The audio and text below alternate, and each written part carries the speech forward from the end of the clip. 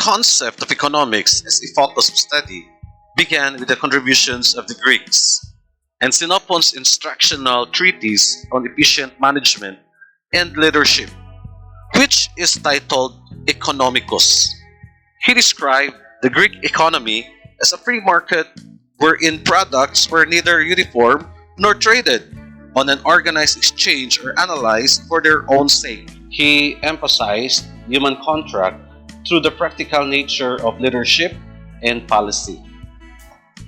In contrast to this, Plato in his The Republic presented a blueprint of an economy in which cities are founded on key principles of specialization and division of labor that creates mutual interdependence and further leads to reciprocal exchange.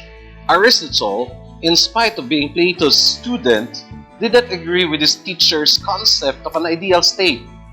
He defended private property for all classes and not just for the established leaders. In his Topics and Rhetoric, Aristotle viewed exchange as a way to satisfy individual and collective wants, and not as a means for the state to accumulate wealth. The process of accumulation of wealth became the preoccupation of the mercantilists. They emphasized the utilization of all available lands for agriculture, mining, or manufacturing. They stressed that all raw materials should be used for domestic production because finished products have higher price than raw materials. Their ultimate goal is to accumulate bullions, which means gold and silver, by selling their finished products and keeping domestic money in local circulation. The failures of mercantilism in keeping agricultural output from declining and taxes from increasing paved the way for the Physiocrats. Francois Quesnay and his group, who were called Physiocrats, believed in the importance of nature in the economic development of a country. They strongly agreed that man should use his natural resources wisely and properly to attain maximum advantages from it. Aside from this principle, Quesnay became popular in his tableau economic, which illustrated the flow factors of production, goods, and services in the different sectors of the economy. According to him, in order to have equilibrium in the economy, it is necessary to use the natural resources wisely to attain development. The mercantilists contradicted these principles of the Physiocrats. They believed in the importance of gold and silver in the development of the economy.